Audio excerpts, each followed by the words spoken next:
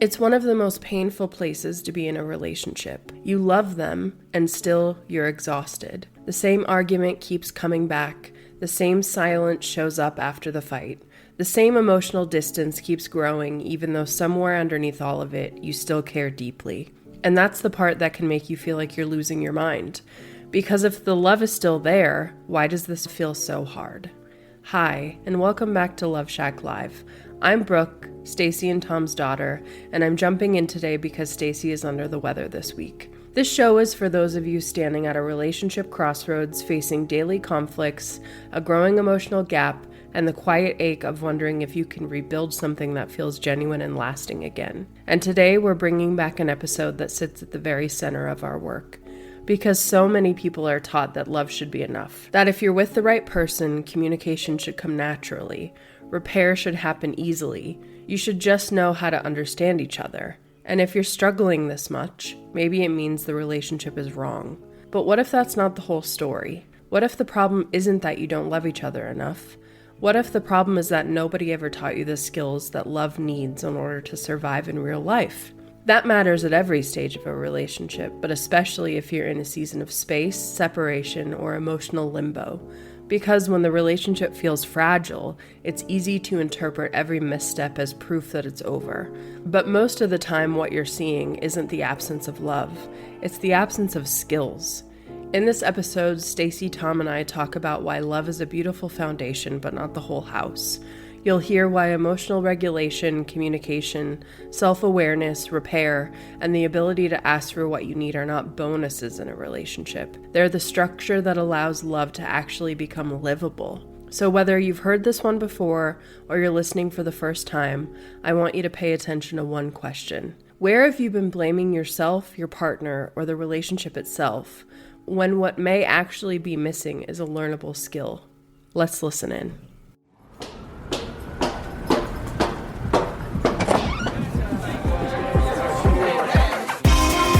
Hey, thank you for coming. Welcome to the Love Shack. Many of us believe that true love bears all things.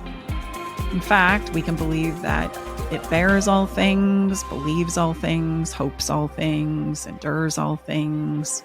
By the way, that's a Bible passage in Corinthians. Does it though? Let's be brave today and ask, is that true? And when we talk about love here, we're talking about romantic love between two people that are building a life together. We like to call it here in the Love Shack co-creation. Does that love truly bear all things, believe in all things, hope all things, and endure all things? Is that true? What do you guys think? No. And just a really quick story is my best friend Sabrina, when I was married in my past life, I had the quote, "All you need is love," on my gallery wall. My marriage was crumbling. And every time she came over, she was like, "Would you please take that off your wall? Because it's not true." Coming up with this episode made me think of that, because while we might want to think all you need is love, it's not the truth. We can further subscribe to these ideas that true love, if it truly is, it should also be effortless. Everything just works. They complete me. They get me. They understand me. They make me happy. They give me what I need. And they don't bring up any unwanted emotions in me. That's how I know I've finally found my person. This is now the Disney podcast. But here's the truth. I need you to understand and know that although these beliefs make us feel good and safe in our romantic relationships, they do. That's why we love to cling to them. We want this to be true. It gives us comfort when we're struggling and when we're flailing, not know what to do. I can reach back for the realization and the awareness and the experience of, I love you and I know that you love me. Surely this is going to see us through when I don't know what else to cling to.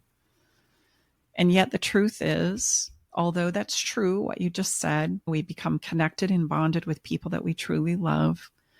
These beliefs often do more harm than good. And the reason why is we won't look beyond it And so I want you to think of the experiences of deep love and connection with another human being as an incredible foundation with which to build a life on. But it will not be, just as a foundation won't be the plumbing, the electrical, the roof, the painting, the accoutrements. It certainly won't feed you. So it is with the baseline foundation of love. It's a wonderful place to start, but it's not going to be the end all be all for your relationship. There has to be more added to it, because if we just add on nothing else but the love that we have for each other, you'll find that the foundation of love just isn't enough, that it becomes heartbreaking and disappointing, sometimes soul crushing. And the thing that makes my heart ache the most in these conversations, having lived through a lot of this myself personally, very disappointed and heartbroken in love many, many times, according to the rules and structure with which I was raised in. I came from a place where I was really in tow and believed that if you just do these things and check these boxes, then you are assured and guaranteed these things when it comes to love, only to be disappointed that those things were checked, those boxes were checked, but I was still left without what it is I needed or wanted or desired for myself and my children. It was a devastating moment.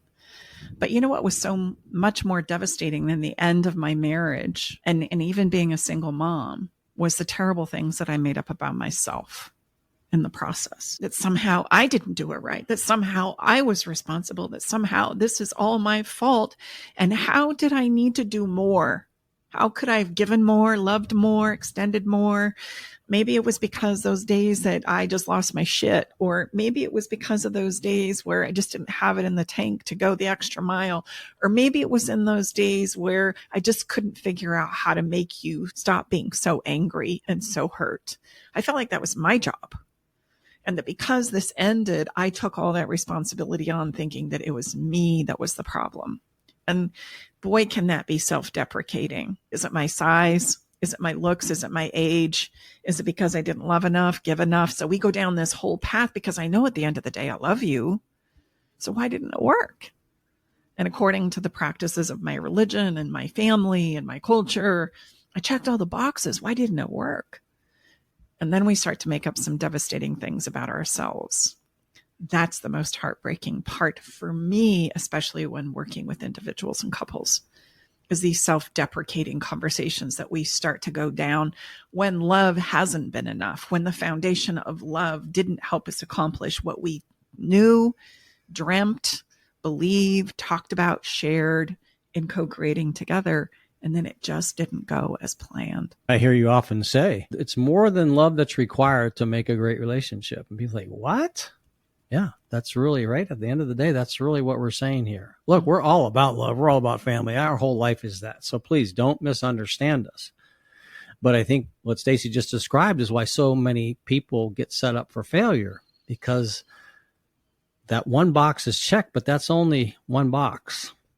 And think how much your lives have changed for any of you that have been with whom you're with for any period of time than when you first came together. Mm-hmm. So please allow me to pose a question that we don't like to ask, but we must be brave and do so anyway. Have you ever wondered why so many relationships, even with the deepest love and connection and demonstration of that love, still fall apart?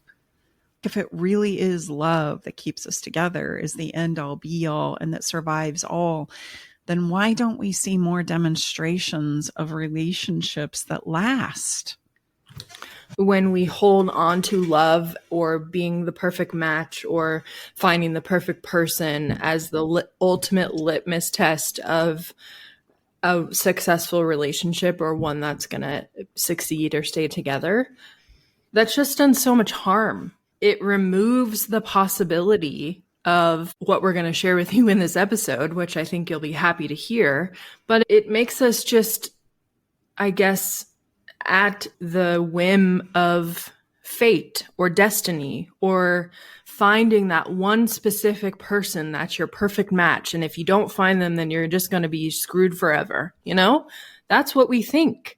And we know, the three of us know, that there's something better than that. And I just want you to enter this episode with a little bit of excitement and some good news that just because you are struggling in your marriage, or you think you found the wrong person, or you think that love should keep you alive and you're just so confused about why it's not, we have the answers. And I want you to listen to them, because I think it's going to make you feel better, not worse. It might be like, oh God, they're about to whack me over with some really hard news. But no, that's not the case. It levels out the playing field, and it makes it so everyone can have an equal opportunity at love if you're willing to work for it. Most successful relationships are the ones where both partners put in the effort to build key skills built on sound principles.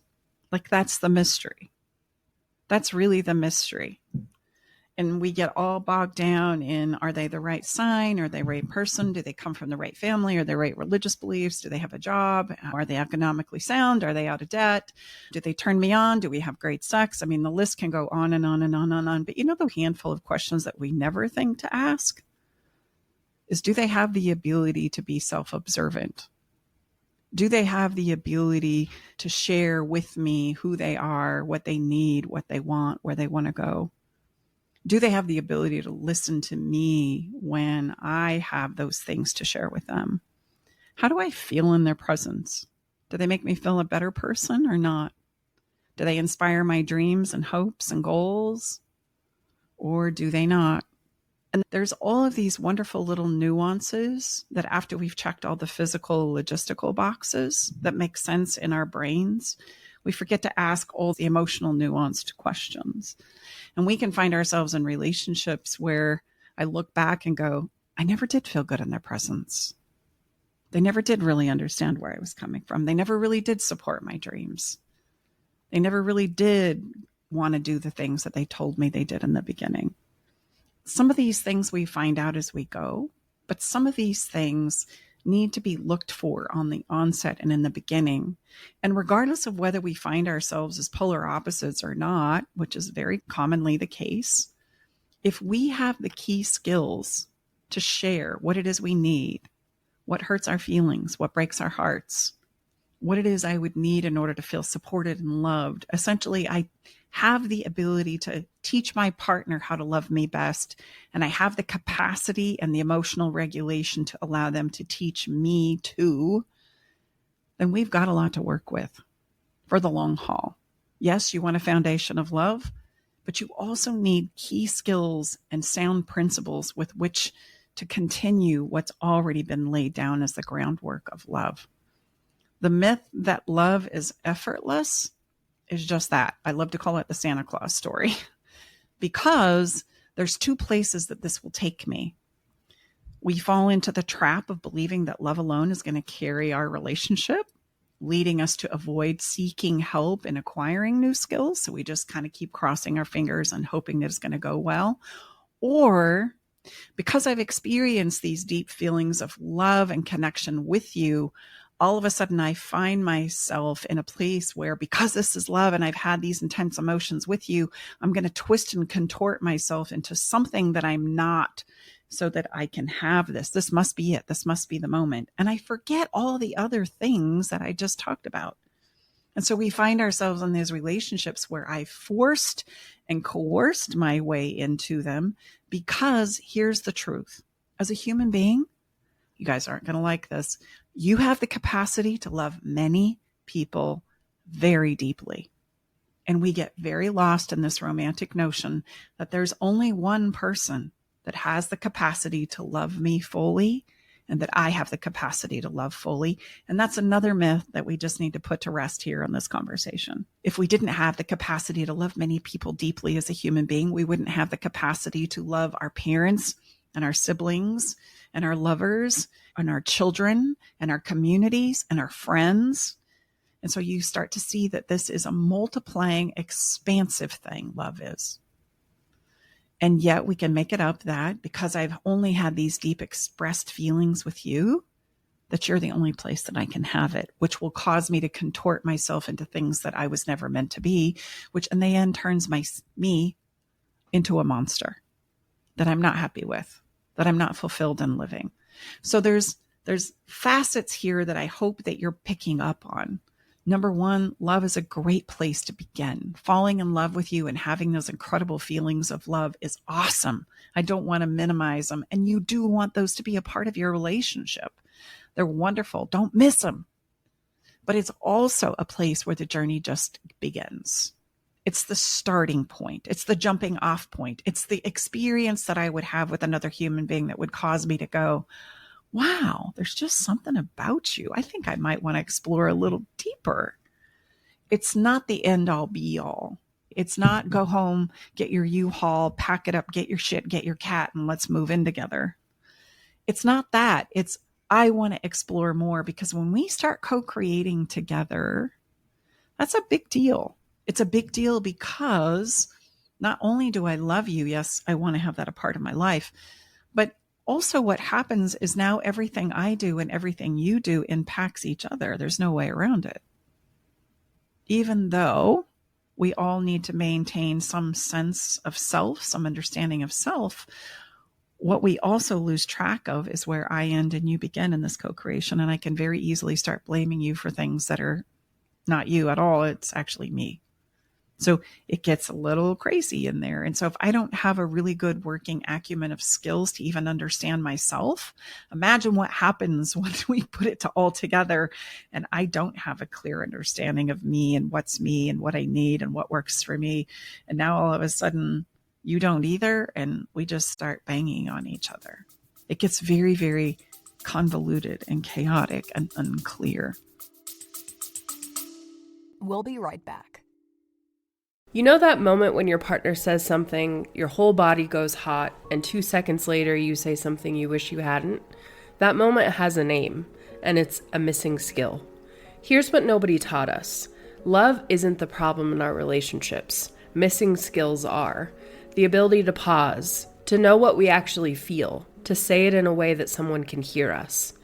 If you want to see which skills are already working for you and which ones are quietly tripping you up, take the Better Love Skills Quiz. It's free, takes less than 10 minutes, and at the end you get your Better Love Blueprint, a personalized look at where you're strong, where you're stuck, and exactly what to do next. Go to betterlovequiz.com. That's betterlovequiz.com. Your free blueprint is waiting.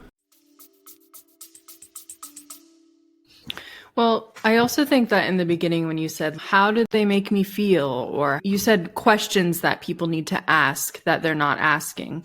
But I think also some of those things that you listed are skills. So I just want people to know that even if your partner is not doing those things for you right now, a lot of them can be fixed. It's just that we don't know the right questions to ask, or we don't know what skill they relate back to. But if your partner is not as emotionally mature or attuned as you are, that doesn't mean that they're not a good match. That's the old way of thinking that we're talking about in this episode. And so I just didn't want anyone to feel like, oh God, no, they don't give me that. A lot of times the reason why those needs are not being met is either because you're asking it in a way that makes your partner feel defensive, or like you're criticizing them, not that you're asking genuinely for a need to be met. You're asking why they aren't doing it. And that's hitting them in a way that's making them feel bad rather than wanting them to come to the table and have this conversation with you, or that you're simply not asking and you're just hoping that they will do it for you, which is how we've been taught, because we don't want to seem selfish or needy. If someone really loves me, they know exactly what I need. I don't even have to ask. Right? Exactly. So it's having that belief is perpetuating the problem in your relationship, but you're not doing anything about it because you don't know that that's even possible. A lot of people are like, wait, I can ask for that? Yeah, you can. But most of the time when we're asking for it, we're not asking for it in a way that's really productive. There is an art and a skill to asking. Mm-hmm. There is an art and a skill to listening. There is an art and a skill in regards to being able to be self-reflecting, meaning I get to have the ability, the working acumen to translate my thoughts, feelings, and narratives into a language that first I understand. If I don't have the skills to do that, I'm going to act out. There is no other way about it. Those are my options. Very often when somebody can't share with you what they're thinking or what they're feeling, it's because they don't have a lot of practice in that area. They don't know where to go within themselves to resource for it. And so the more we bang on them and get frustrated with them, the more elusive that skill becomes. It's kind of like banging on a child who doesn't know how to add or doesn't know how to spell, or your boss breathing down your neck criticizing you because you don't have the ability to do X, Y, and Z on the computer or lead a team effectively in your work environment. And the same is true here. It's just a skill that hasn't ever been learned or practiced and acquired within a human being. And the more you bang on them, the less likely they are to want to go look at it, practice it. They don't even know how to approach it. So truly take that in. As a human being, we only know what we know, and we're doing the very best we know how, for sure. And sometimes where we come from in our families of origin or the places and spaces with which we've been raised, that's all we know. I'm either going to become a byproduct of it, or I'm going to try and do it directly opposite of what I know to be true, because I know that way it isn't effective. I want to do something different. And then we're left with that. And so often what you'll find, we start our relationships out on a foundation of love, and along the way, what I call our bag of tricks, or what we've picked up to this moment in time, all of a sudden is subpar. It won't take us where it is we need to go. It's got me to this point, but it doesn't have the ability to take me any further. And that's a sign that we know we need to skill up. And usually in this part, instead of the idea of, oh, I need to scale up, like I'm at the end of my skills here, my maturation process, or my understanding about love and relationships. Instead, what we do is we try quick fixes like, oh, it's time to have a baby. It's time to go on a vacation. This must be the moment where I desperately have to, take you to the altar, and we've got to get married, and we've got to seal the deal. Or I resort to ultimatums. You do this for me or else I'm out. Or threats about you pull your shit together or I'm gone. It's going along with things also that I know don't work for me, but I just will. We can't continue to do things that we know are breaking us down for our partners because we love them and think that we're going to be okay. Because here's the deal. We show up in our relationship as good as we feel. And if I'm breaking down, I can't show up. Well, what do you think is going to happen to the remainder of the relationship, even though we love each other? It's going to fall apart. I need skills in order to understand myself, to articulate and put into a language that I can share what it is I need to say. And then an ability to master the ability to regulate myself enough that the conversation can be had. And you know what pops out of that? The solutions that we so need and long for, that we never find and discover because we won't embrace and practice the skills that help us discover and uncover those things.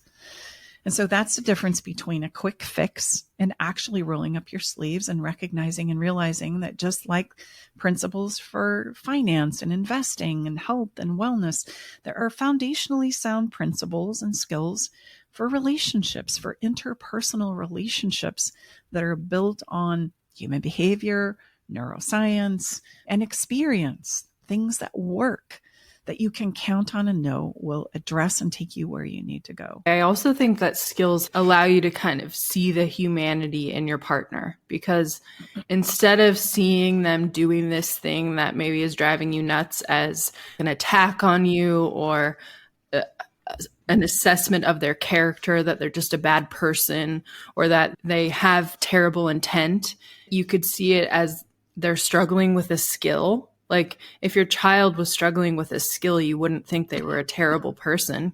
You would think, oh, they're just struggling because they don't know this.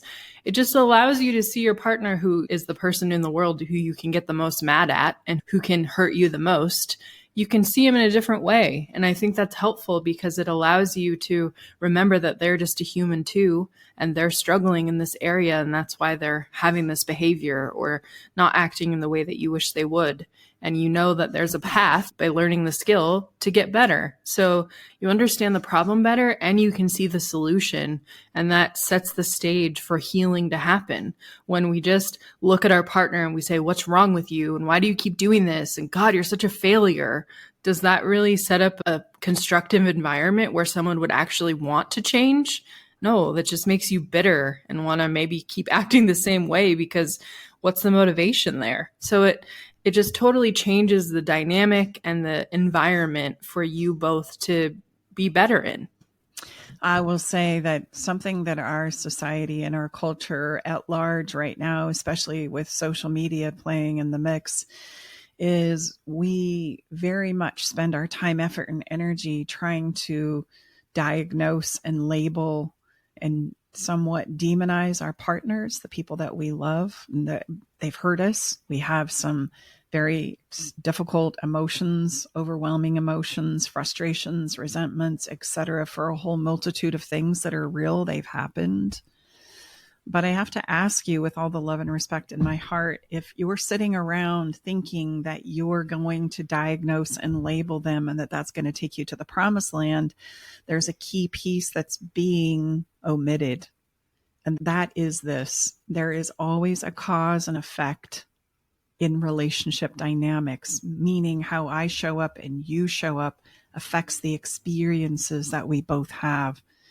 And although we can become impassioned, shall I say, about finding all the flaws in someone else and then demonizing or labeling them or diagnosing them, and that gives us a momentary moment of repose because it makes sense, what we fail to do also is look at maybe what my part is too, not in an exempt of, but my part too, because there's always going to be a cause and an effect. And I'm going to say doing that work is far more liberating and empowering than sitting around thinking about all the things that are wrong with your partner. Now, I know what I just said, people are going to, boo-hoo, and, we might even get a few comments about this in the podcast, but I think it must be said because to omit it creates a tremendous amount of suffering for everybody.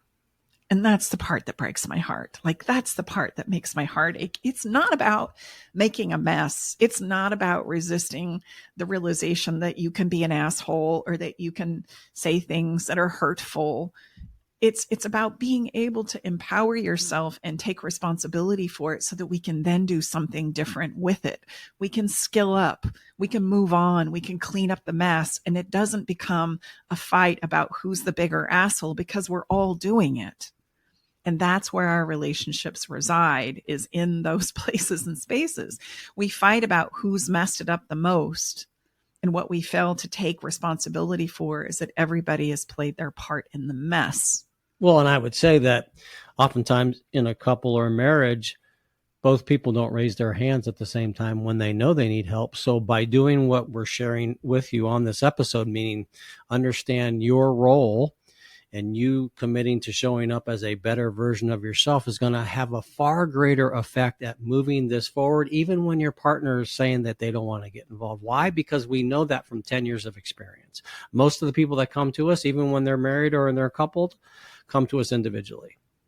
And so don't underestimate the ability for one person to raise his or her hand and change the trajectory of where you're at. It absolutely is a game changer because we've seen it happen for 10 years. Well, and here's the thing. We don't realize very often that if I'm sitting around pointing fingers at my partner for all the things that they're doing and diagnosing them and taking the quiz to decide who's responsible in our relationships, what you don't probably realize is that's a very disempowering, insufferable place to reside because you're setting it up to feel stuck, like there's nothing you can do, like everything to be understood and done is in the power and in the hands of your partner. And what is that going to turn you into, dear soul? The very thing that you're fighting against. How are you going to show up if that is indeed what you truly full-heartedly believe? Can you start to get in touch with the desperation that you feel in order to motivate them to do these things that you're just so sure are going to take you to the promised land? And what will you continue to allow yourself to do and say in the pursuit of those desperate feelings to change your partner?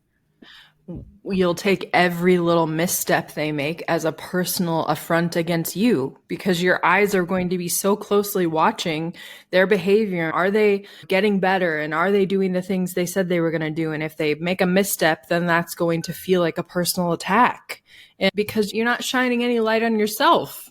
And I just want to say, we are not saying that it's all your fault or it's all their fault, or not acknowledging the pain that you felt.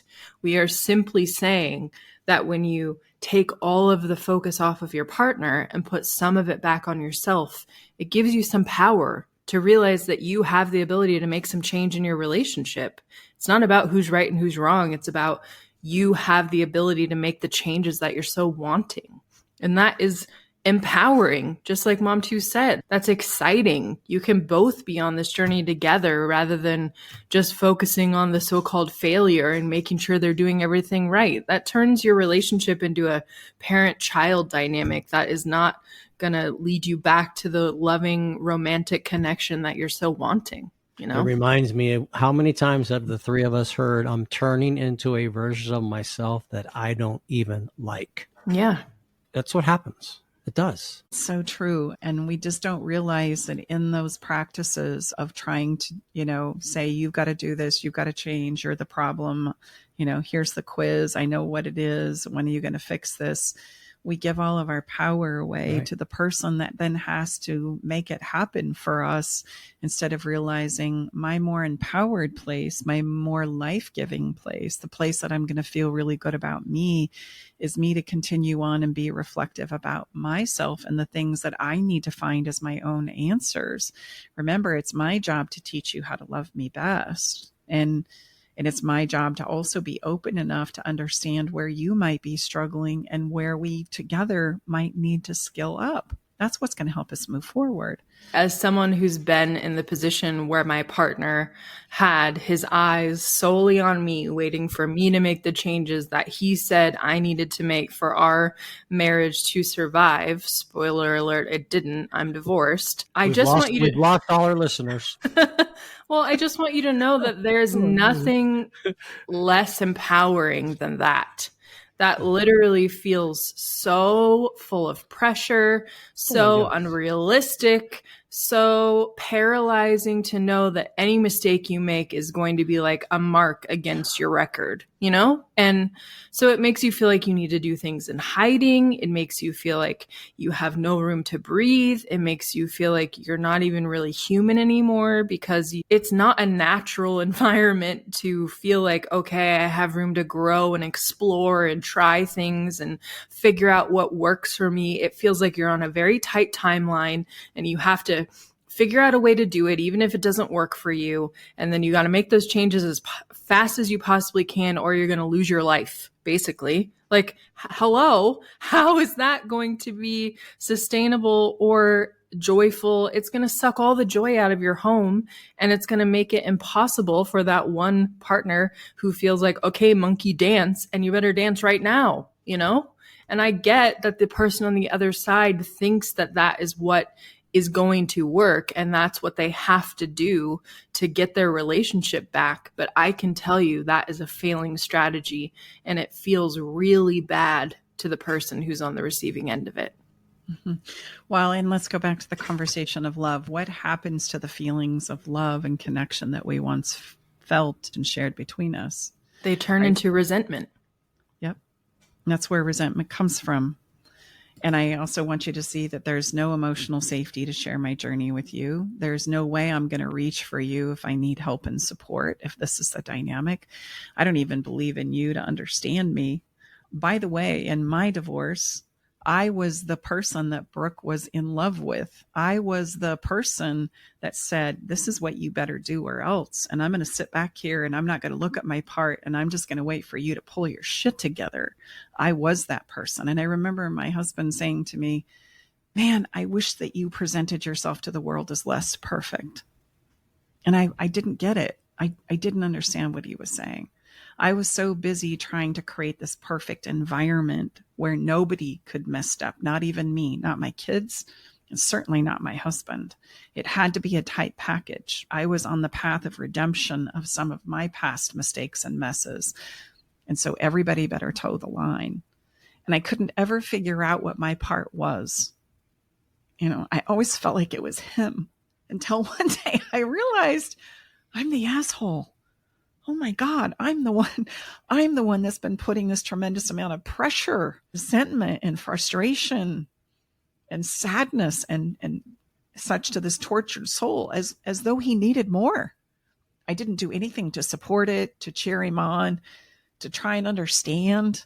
Yeah, but also you were responding to the societal pressures that were on you to be perfect. So it's not, I also don't want people to think that I'm blaming the other person at all. I see exactly why it was set up in the way that it transpired. Makes perfect sense to me. I get why it happened, and Mom too gets why that happened in her relationship too. But we just want to show both sides of the coin, to show that neither one of us, I was very unhappy, and so was Mom too. Like, even though we were playing different parts of that dance in our respective marriages, none of us were getting what we wanted. It wasn't working, you know? And that's my point, is it doesn't matter if you're on the point of feeling like, look, I feel like I've got myself together. It's you that needs to put it together. Or you're on the other end feeling like you're the one who can't get it together, and your partner is this reflection of being able to check all the boxes and do it precisely while you're struggling and floundering with how to do it. I want you to see, I hope what you're taking from this is that nobody had ill intent. Nobody was attempting to be malicious. There was no evil scheme or plan that one person had designed to totally screw up your life and make you miserable and unhappy. And that, in fact, the comment that we made in the beginning of the podcast is everybody was doing the very best they knew how stands true. And that I love you, that stands true. And what we didn't have is the skills that we needed in order to take the relationship further, deeper, to actually navigate through some of these very difficult and real challenges that we find ourselves in life. If I would have known that I just needed to skill up and I needed to learn some things and that I had a part to play, that would have saved me years of destroying my own self-esteem, self-concept. Remember, I was the perfect one. Well, then why on the backside did I feel so terrible about me and my ability and my participation in relationships going forward? Like, I dismantled myself on the backside because I couldn't make sense of it. So it must be me needing to be more perfect, right? And I could think of 1,000 ways I wasn't perfect. So I imploded on myself. And that's the destructive part. That's the part that I want you to see and hopefully take away from this. Like, it's a skill issue. It has nothing to do with your worth or your worthiness or your good enough or your deservability. Nothing. And everything to do with the skills and the principles that you don't understand about love, life, and relationships. Like, they're real and we should learn them earlier. I get it. But you know when you're going to learn them? When you're suffering and you finally go, damn, I got to learn some skills. What am I doing? Time out. Yes. And that can be a really good place of transformation and good news, as difficult as it is. As I like to say to our clients, look, let's get the ROI out of all of this. This is hard. We struggle through these things, but there are answers. There are. And to just continue to struggle, bad. It's just sad. You don't need to do that. Some of the things that I want to highlight in regards to why love isn't enough is you as a person change over time, which creates change in your relationships over time.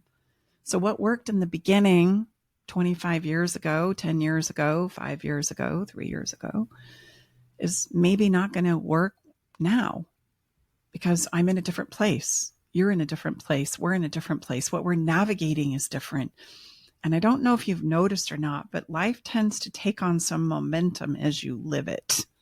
Like, it continues to glom on more as we add children and a mortgage and dreams and desires and businesses and family. And lots of disappointments.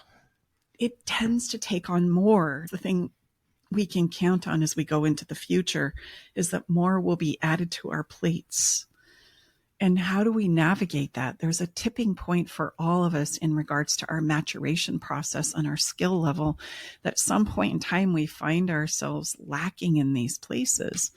And the really good news is you just need to skill up. Like, if I found myself in a place business-wise that I was now out of balance and I didn't know what to do, guess what I'd do? I'd start looking for answers. And the same is true in my relationships, in my romantic relationship, the one that impacts my life on every single level. If I find myself in a place of struggle and I don't have the skills or understanding necessary to take me somewhere I desire to go, guess what we need to do? Skill up, learn some skills, some understanding, explore, because those are the things that are going to help us uncover the answers that will continue to elude us until we learn how to have the conversations with skill that we need to have so that we can uncover them. The next one is we only know what we know. These things that we know and the places and spaces that we come from, although they can be very good and empowering, also have a limited shelf life. And there's probably going to be a point in time where we need to expand that learning because everything in my life is expanding as I'm expanding. Our lives, our worlds are expanding. And so there's going to come a point where I probably need to learn more than I know right now. And each new person is a human being. And here's the thing. At the heart of it all, we're messy.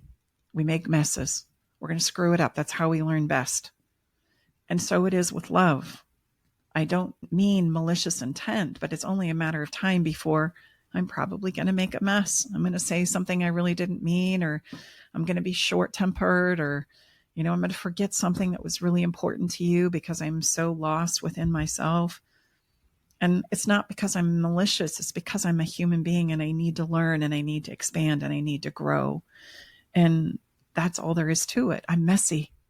And so where do we allow for that messiness to be, right? I choked the life out of my previous husband because he couldn't be messy. And I also choked the life out of myself because I couldn't be messy. And I choked the life out of our children because they couldn't be messy. So at the end of the day, we're messy. And so what do we do with all this messiness? Hide it, stash it, keep it in secret, pretend it's not happening, live and pretend an illusion. Those are the things that we do as we fracture parts of ourselves off to try and live in the pretense that everything is fine over here. What's your problem?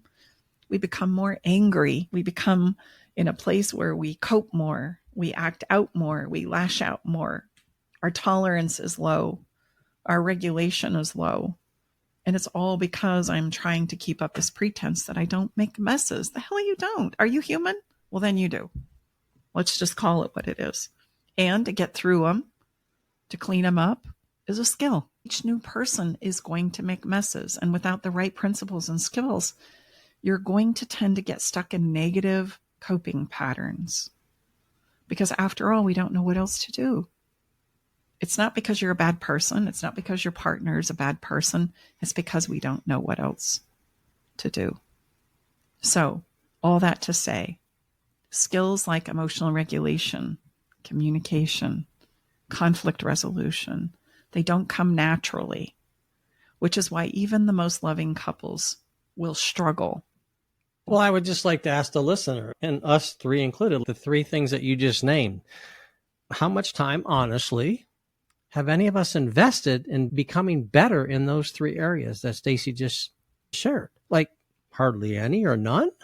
It's nobody's fault, really, but why weren't these part of the list that I needed to make sure I was good on before I chose to get in a relationship with somebody else? Good question. We hear often, why haven't I learned this before? That is a great question. We don't know, but this is why we do what we do, because literally, it's not that you're inferior or superior, but most of us just don't spend any time here other than when that relationship house is burning down. That's okay. Sorry that's happening, but your attention is high now. So now we have your attention.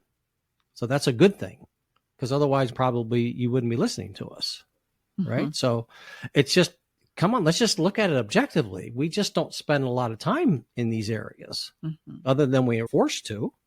Yeah. Well, those don't come naturally. No, they don't. And I'm going to tell you what does come naturally. What does come naturally for us as a human being is acting out, passive aggression, manipulation, manipulation, defensiveness. Yeah, we're really good at all those. Which is going to compromise your most precious feelings of love because it sacrifices your sense of emotional safety. And so if we don't scale up, our natural default is going to be all the places of coping that we've probably learned from our families of origin, from our culture, and from society at large. and you don't have to look very far to see them. And it's going to validate that you're on solid ground when actually you're not. You're not at all. There's a wonderful quote that I've been saying a lot lately, which I experienced personally just a few days ago. It's not what you don't know that's going to hurt you. It's what you think you know for sure and couldn't be more wrong about that's going to cost you everything. So it is. We can think we're on such solid ground, but are we? We can think that it's all my partner, but is it? We can think that it's somebody else's malicious intent, but are we sure? Do we vet these things out? Or should we do another pass on this and just look at all parts and pieces? And don't be afraid, because it's very empowering. That's how I give my power away, is I think it's all somebody else's fault, when really what would be more empowering is to look within where I might need to scale up. Let me focus on that. I want to remind the listeners, or ask them to think, how many times do you make up something in your head, validate that belief without asking anybody any questions to see if it's true, and then act accordingly to that? So you make up that your partner did that thing because they had it coming for you, or they were mad at you, or they were resentful, so that's why they're acting that way. And then you act back to them the way that they acted to you.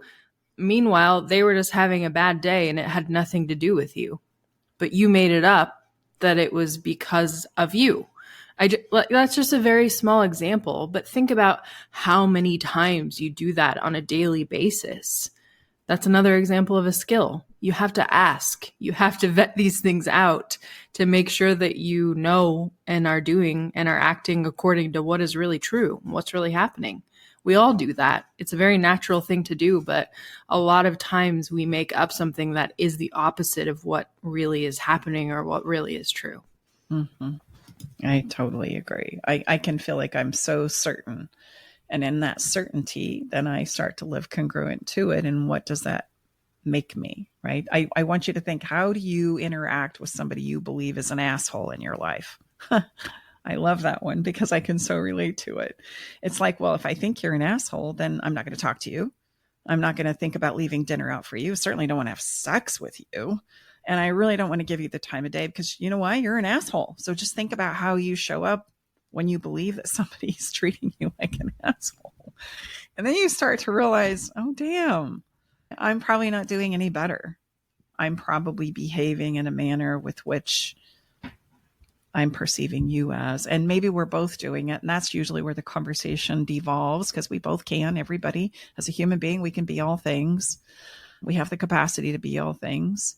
That's where we might start having arguments about who the bigger asshole is. No, you are. No, you are. No, you are. Well, you're bigger. You're better. You do it worse than I do. Well, you know, okay, time out. Where is this taking Or it? who's more tired, or who does more chores, or who picked up the kids last time. Who makes more money? Yes. They're all so silly, and they're all based in false beliefs about each other that we haven't spent any time vetting out. And then we wonder why we're sitting in separate rooms crying and our relationship has broken down to nothing, you know? Mm-hmm. Yeah. Just to back this up, the Gottman Institute, they've done more research on relationships than any institution I know of.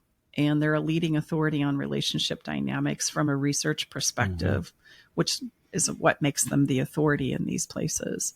And I just want to point out that they have statistics that if you skill up, if you learn relationship skills, that you're 80% more likely to experience relationship stability and satisfaction compared to those who don't. Wow. 80%. Like, wouldn't that start to highlight the concept and the idea that maybe there really is some skill that's related here, that we don't just get to think it's going to just, because I love you, we're going to be fine. Love will see us through. Give it some time. Give it some time. It's going to be fine. You will experience significantly higher levels of satisfaction and longevity compared to those who don't develop these relationship skills. 80%, that's huge. The consequences of not developing relationship skills it is a tremendous amount of unnecessary suffering and heartbreak. You make up terrible stories about yourself that you live congruent to. You make up terrible stories about your partner that is going to shatter them, break their hearts, etc. So when we don't really address the real issues, we can also end up repeating patterns to everybody's demise and destruction. Here's what I know to be true. Love has the power to build us up, to revive us, to bring in new hope, potential, possibility, and the expansion of it is incredible. It's amazing when you're falling in love or you feel those feelings of love that anything in the whole wide world is possible. Anything. I can be anything. I can do anything. I can go anywhere. And I want you to remember that that same power that love carries in it also has a power to destroy us if we don't stay in that place of love and expansion. Because the minute that that love turns to resentment, disappointment, anger, belittlement, entitlement, victimization, is the minute that that incredible, glorious power has the power to destroy us both. And sometimes we don't think about it like that. It's amazing to be weaponized. It can totally be weaponized. And because it's such a powerful force, it has the power to do both. Mm-hmm. Which is it? Is it a power source of expansion, possibility, new hope, new life, new creation? Absolutely it is. And can it be the most destructive force that causes us to break down, implode, destroy ourselves and each other? Yes. So how are you using it? How is it that we play with and dance with the most powerful force known to man, and yet we have no skills, study, practice to dance with it? It's just supposed to be fine. This all is making me think of an incredible quote by Pierre Chardin, a French poet. I know there's a middle name in there and probably, not speaking correctly, but Brookie, tell us the quote. Pull that up. I think this would be such a beautiful place to insert it in our episode. The quote is, "Someday, after mastering the winds, the waves, the tides, and gravity, we shall harness for God the energies of love. And then, for a second time in the history of the world, man will have discovered fire." Sometimes we don't think that we're playing with fire, but we really kind of are. Mm-hmm. This conversation of love is the most emotionally impactful endeavor that you will ever embark on in the human journey. And we're just supposed to be good at it. We're just supposed to know how. It's like children playing with fire. We don't understand so many of the principles and nuances. And look, I'm not professing I know them all, but what I do see in the work that I do is that we are so ill prepared. Where do you study love and relationships at least as much as you do learning how to drive a car or bake a loaf of bread, for God's sakes? And the answer that we come up with is zero. We don't do any of that. Well, it probably highlights then why things don't go better, doesn't it? Why we don't have more longevity out of our relationships. And if we do have longevity, we're eking it out, not because we're still madly in love, but because what the hell, we've got all these years together. So we just plod through and we call it good. There are better ways. There are skills. And my encouragement to you is don't wait. Skills can be learned, things can be improved, hope can be regained, and that what you want to create and that you believe and know in your heart is so real and so possible. It's not about you not being perfect or your partner not being perfect, not doing what you need to. It's not about pointing fingers and who's to blame. We're all messy. It's about scaling up. It's about stepping in and learning what you need to know and understand about relationships that's going to take you where you know you want to go. We hope this conversation gave you a different way to look at what might be happening in your relationship, because it's so easy to believe that if your love is real, you should naturally know what to do. But love doesn't automatically teach us how to pause when we're triggered. It does not automatically teach us how to say what we need to say in a way that another person can actually hear us. It doesn't automatically teach us how to repair after conflict, hold boundaries without guilt, stay connected without losing ourselves, or stop repeating the patterns we learned long before this relationship ever began. Those are skills, and skills can be learned, and that's exactly why we created the Better Love Quiz. It's a free 10-minute assessment that helps you see which relationship skills are already working for you, which ones may be creating distance or conflict, and where to focus next. You'll get your personalized Better Love blueprint instantly, including your Better Love score. And the quiz isn't just for people who are married or in crisis. It's for anyone who wants to understand how they show up in relationships. Whether you're single, dating, partnered, separated, rebuilding, or simply trying to stop repeating the same painful patterns. You'll look at things like how well you know yourself under stress, how you handle emotional triggers, whether you can say no without guilt, how clearly you communicate, and how well you repair after tension. Because healthy relationships are not built on wishful thinking. They're built on skills, and the first step is knowing which ones need your attention. So take the free quiz now at betterlovequiz.com. That's betterlovequiz.com. Your Better Love blueprint is waiting. Well, I had to stack follow the fun on our conversation today because skills is an important conversation. And so I thought, where do you need some new skills? And so I encourage you right now to take a moment and describe a limitation in your relationship that you're struggling with right now. Like, just face it, look at it. What is it? What's the limitation that you sense in your relationship right now would help you move forward?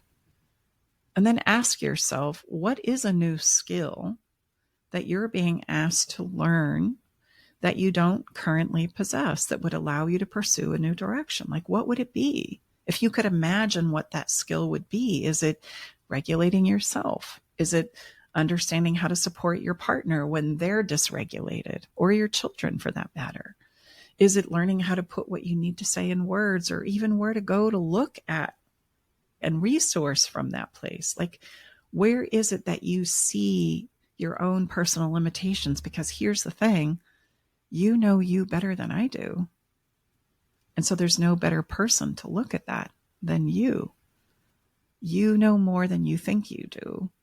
Sometimes it just takes a little courage to look there. What new skill are you realizing you need when you look at the limitation of what's happening for you right now? Then, you know what I want you to do? I want you to send it to us. Here's the skill that I'm missing right now. Here's the skill that I want to inquire about. Do you teach such skills? Ask me any question. Where about did they that send skill. It? Oh, wow. There's lots of places. You can send it right from the podcast directory that you're probably listening to, but you can also go to my website, stacibartley.com, and you can send us an inquiry from there. You can even speak it, share it with us auditorily. Mm-hmm. Yes, you can. You don't even have to leave your name. You can just share it and don't even leave your name. The song that we selected for today's episode is Leon Bridges' Peaceful Place. Man, that's what skills give you. That's what an understanding of relationship principles and what's normal and not normal in relationship gives you. A peaceful place. And his lyrics say, I'm in a peaceful place. I found someone that no one can take away from us. I found something. I found something no one can take away. Yeah. And that's what skills do. That's what understanding underlying principles do. They give you a sense of peace and a place of foundation with which you can build a beautiful life and a beautiful relationship upon. You can listen to this week's song along with the entire relationship playlist by going to our website page, podcast page, or search it up in Spotify. Love Shack Live playlist. I hope you've enjoyed today's episode. It's been a pleasure to put it on for you, to create it for you. And please let us know how you liked it and if it inspires any thoughts, questions, shares. I'd love to hear what skill you're feeling would make a huge difference in your relationship today. All right. Have a wonderful week. Look forward to being back here next time with you. Bye-bye for now. All right, it's time to leave the Love Shack. But before we part ways, we want you to know our door is always open and we'll leave the porch light on, ready to welcome you back whenever you need a dose of relationship wisdom. For more resources and tools, visit us at loveshacklive.com to dive deeper into the topics we've explored and find additional support for your relationship journey. Stay connected by subscribing to our podcast. Thank you for being part of our Love Shack Live community.